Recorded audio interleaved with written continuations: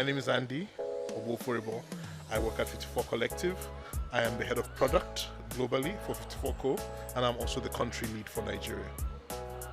What does that mean in your day-to-day? If you're doing it sounds like two different jobs. It is two different jobs.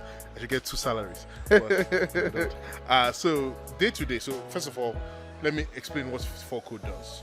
We call ourselves Africa's most active early-stage investor. We're a VC, a venture capital firm, meaning we invest in early-stage startups. We give them money in exchange for shares, equity. But we go beyond just giving them money because we believe early-stage startups in Africa need more than just a check. They need support in building the right product, in getting the right distribution for that product, and landing the right partnerships to make it all happen. And so we provide that through what we call our venture success platform. So we have a team of in-house experts that help our startups across everything that they would need to be successful. And so one of those teams is the product team. And I lead the product team, which comprises of engineers, product managers, designers, technologists. We roll up our sleeves to help our startups build. And we have offices across Africa, in Johannesburg, in Nairobi, in Lagos, and in Cairo. Also an office in London. My team is spread out across all those offices. But then in Nigeria, that's where my second job comes in, the second hat. Your second salary as well. By faith, my second salary. I hope my CEO is listening.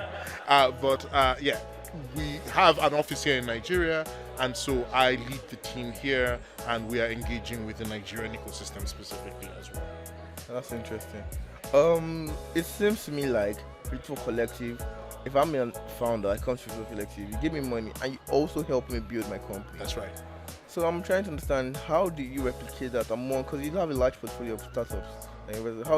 How are you replicating that for each startup? Yeah, what does that look like for each startup? Am I sure that I'll get the same amount of hands-on experience that the other guys get if I'm a founder?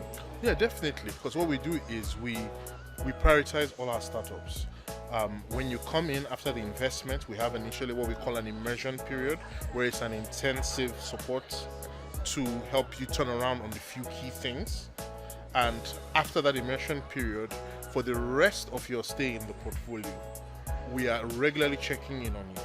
And when you are coming to particular points where you need extra support, we step in and we come in for another intensive support as well. But in between the immersion and the various intensive periods of support, you need an intro somewhere, or you need help hiring someone, etc. Call us, we step in. And our portfolio speaks for itself. If you talk to our founders, they will tell you they don't feel like they're not getting first-class treatment.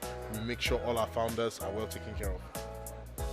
Speaking of a large portfolio, it means that you have this type of bird's eye view for what is the Nigerian tech ecosystem. The African. Yeah, I was trying to bring it more localized, but sure, okay. Let's make it continent-wide. Yes. For the entire African ecosystem, you have like a bird's eye view as a company, and as a firm.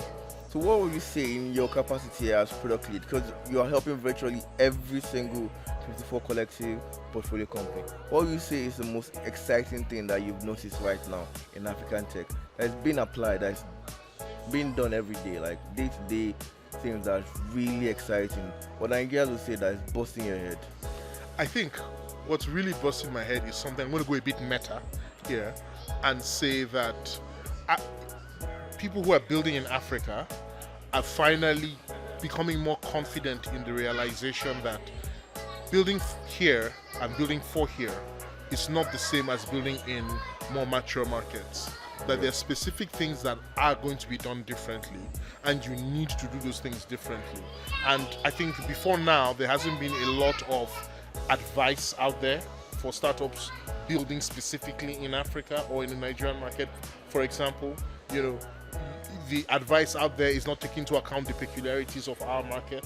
Stuff like, low internet penetration, low smartphone penetration, 60% of people's income going to food, so lower disposable income, lower digital comfort, and you have to build, and you have to build within these contexts. And the advice out there and the conventional wisdom of how to build doesn't take those things into account.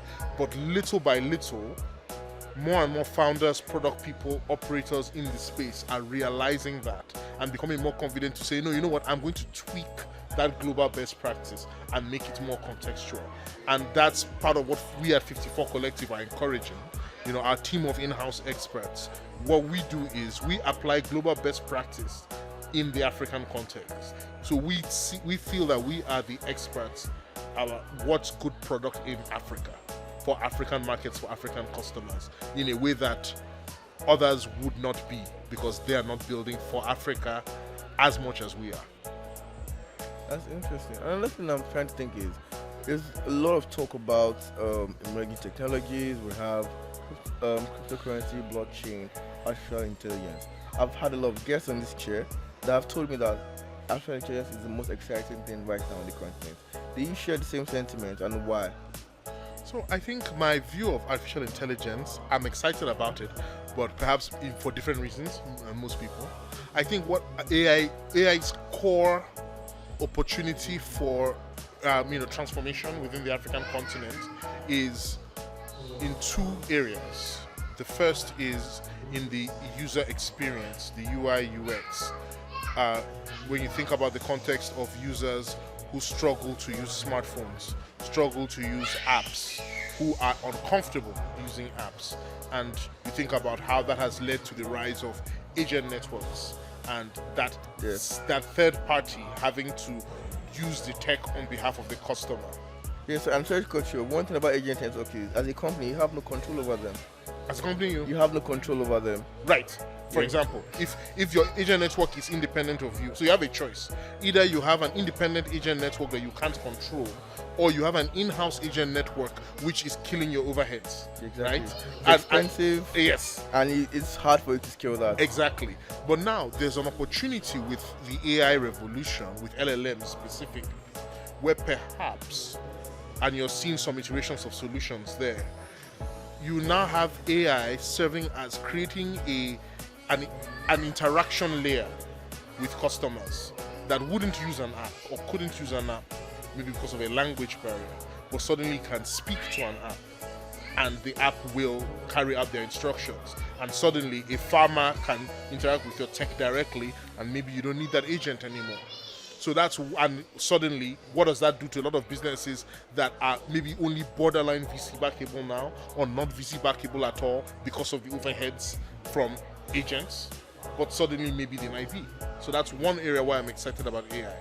Another area where I'm excited about AI is another thing that prevents businesses from scaling, and that is internal operations. And little by little, AI might be able, in some use cases, to transform internal ops in a way that make businesses more scalable at an earlier point in time, solving an issue that actually stops our businesses from getting VC funding. That's interesting. So for 54 Collective as a whole, are you guys using AI, and how you use AI? Oh yes, we are. We are embracing AI wholeheartedly. We use AI increasingly in our internal operations in lots of different ways. We're also experimenting out in public with AI, because we teach our founders to experiment in public and to build in public, and so we're doing the same. Put your mouth where your money is. That's right. So we have AI chatbots on our website doing different things, for example. We are also helping our startups embed AI into their products and their processes as needed. And of course, we're also investing in AI startups and providing direct support to those AI startups as well. We have a growing portfolio of AI startups.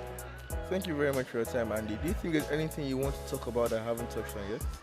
Well, just to tell people that we understand that building in Africa is hard.